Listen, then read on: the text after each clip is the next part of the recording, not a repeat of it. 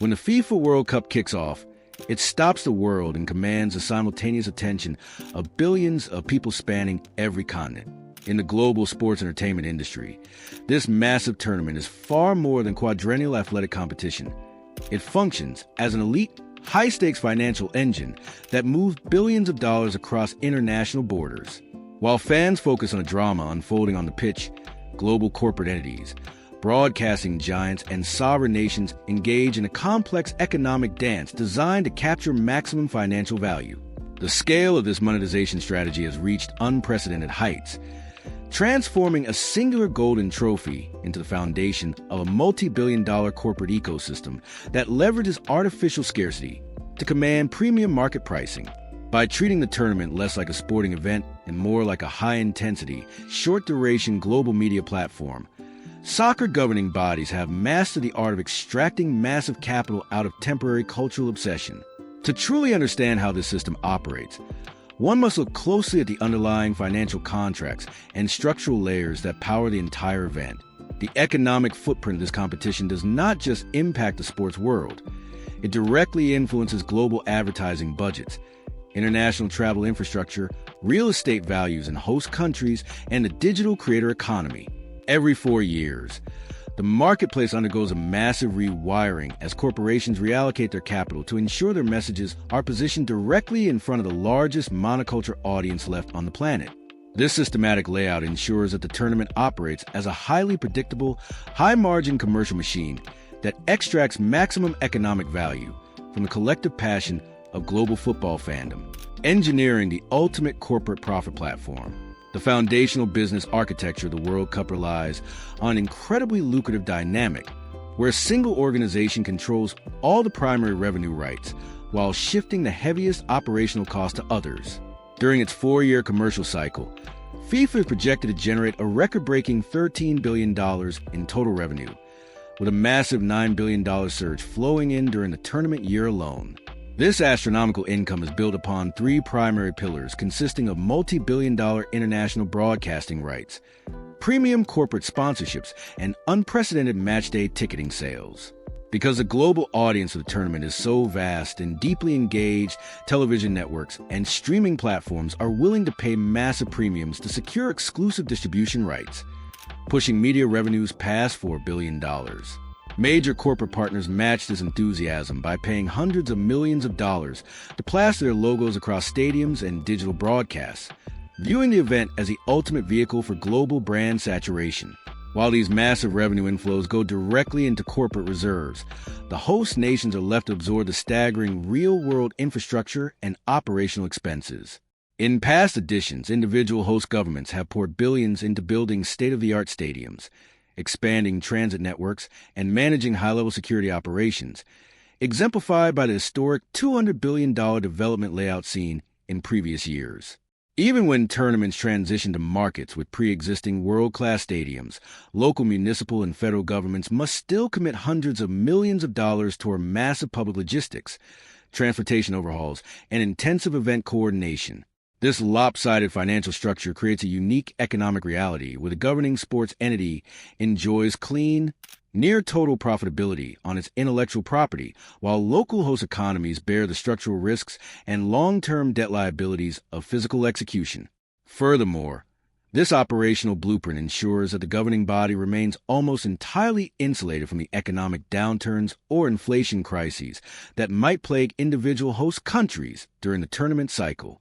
Because media contracts and high-tier sponsorship packages are negotiated years in advance on a global scale, the revenue streams are highly secure and predictable.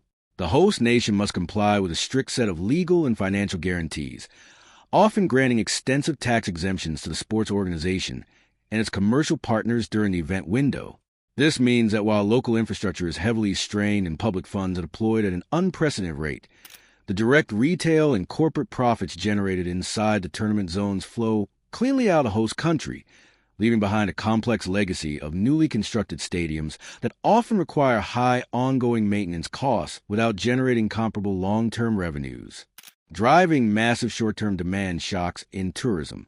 From a macroeconomic perspective, The true impact of hosting the World Cup behaves like a sudden, high-intensity demand shock localized within selected metropolitan hubs.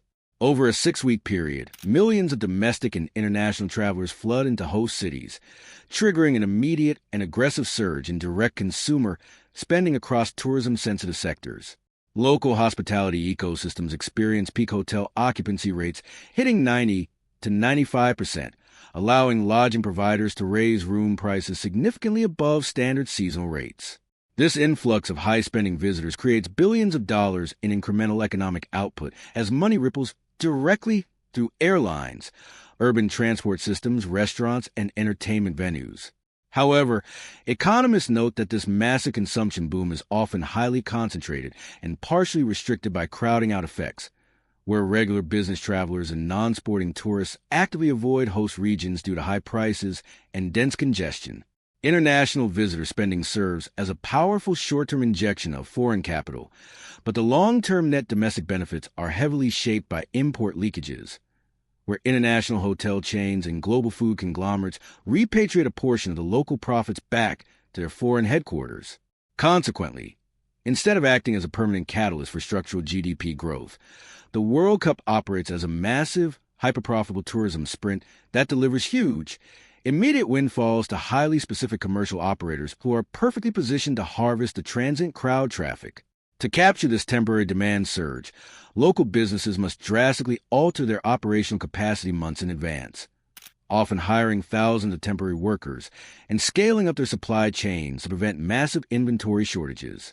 The hospitality industry must adapt to a highly diverse international demographic, adjusting their service delivery, language access, and payment infrastructures to accommodate a global consumer base. This rapid scaling creates a massive localized employment spike, although these roles are inherently temporary and typically dissolve immediately after concluding ceremonies. Additionally, the real estate market in host cities experiences a parallel disruption, with short-term rental listings experiencing astronomical pricing surges as residents lease their properties to visiting fans, temporarily shifting the local housing dynamic and creating a high-yield marketplace for property owners who can capitalize on the spatial premium created by the tournament layout, capitalizing on massive fan engagement and digital ecosystems. The modern monetization of soccer extends far beyond the physical stadium gates, flowing rapidly into the digital asset space, global sports betting platforms, and high-margin content ecosystems. With over 1 billion viewers tuning into the final matches, the tournament creates a massive, hyper-engaged digital audience that consumes hundreds of millions of hours of auxiliary online media. Independent digital creators, sports media networks, and data analysis platforms capitalize on this sustained attention by deploying rapid response video breakdowns, detailed historical curations, and real-time analytical commentary across major social channels. This immense digital footprint fuels a parallel economy where algorithmic ad revenue, high-ticket newsletter sponsorships, and direct brand placements allow agile content operators to generate substantial cash flows alongside the main corporate event. Simultaneously, the global sports wagering industry experiences an extraordinary financial expansion during the tournament window, with total project betting volume soaring past $150 billion worldwide. This massive volume of microtransactions and digital fan participation turns the simple act of watching a match into a highly interactive, financialized experience for millions of everyday consumers. By combining traditional matchday excitement with mobile applications, digital collectible assets, and real-time gambling mechanics, the modern soccer ecosystem turns every single minute of live television play into an active monetization point. This continuous loop of attention capture and immediate financial conversion confirms that the true power of the tournament lies in its unmatched ability to turn pure emotional fandom into a diversified, high-margin global marketplace. This digital transformation has completely democratized the way sports media revenue is generated, allowing a small team of independent content producers to outpace traditional television studios in daily audience engagement metrics. Because modern viewers continuously utilize a second screen while watching the live broadcast, social media hubs and fan communities capture the active commentary market, allowing them to secure premium direct sponsorship contracts from brands looking to bypass expensive television ad rates. These digital platforms leverage automated tracking data and user interaction loops to deliver deeply personalized product placements, turning viral on-field controversies or match results into instantaneous e-commerce sales. The intersection of global sports entertainment and real-time internet distribution ensures that the economic benefits of the tournament are no longer locked inside corporate boardrooms, but are actively distributed across a massive network of agile digital enterprises that know how to navigate the modern attention economy, expanding the multi-layered merchandising and licensing grid. A massive, highly profitable component of the World Cup economic engine is the global licensing grid that governs tournament merchandise, apparel manufacturing, and consumer product integration.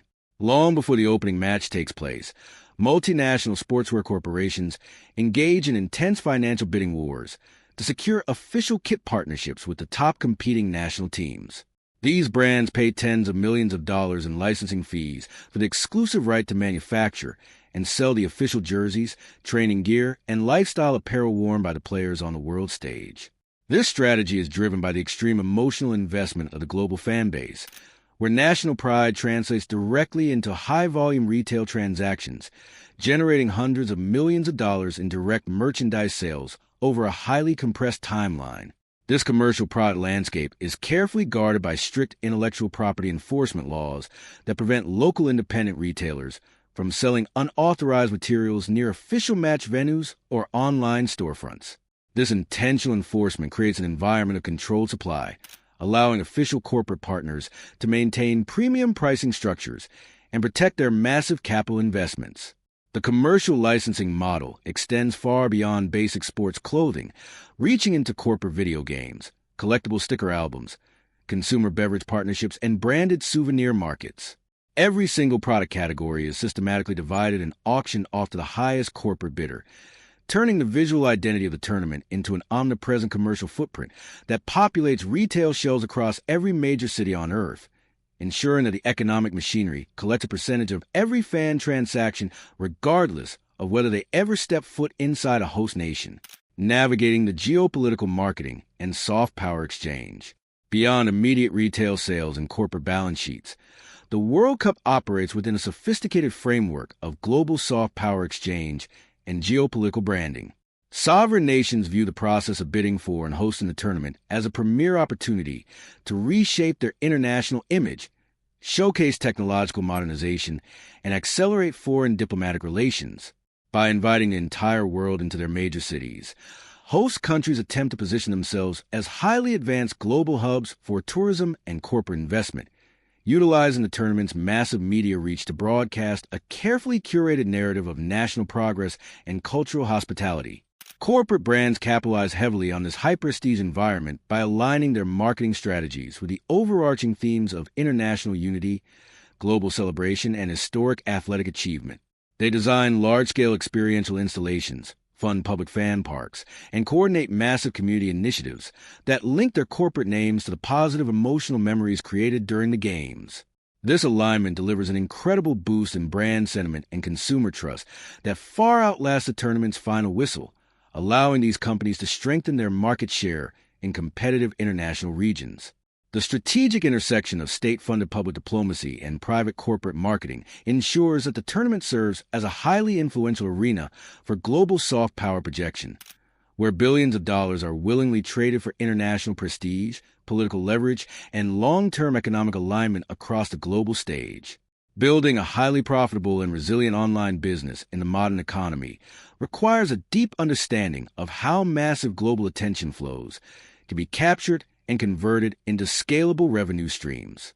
If you want to keep discovering exactly how top-tier internet entrepreneurs analyze major global trends, optimize high-conversion marketing funnels, and leverage digital media frameworks to achieve long-term financial freedom, make sure to like this video and subscribe to the channel right now so you never miss our next deep dive into the business models of the world's largest industries.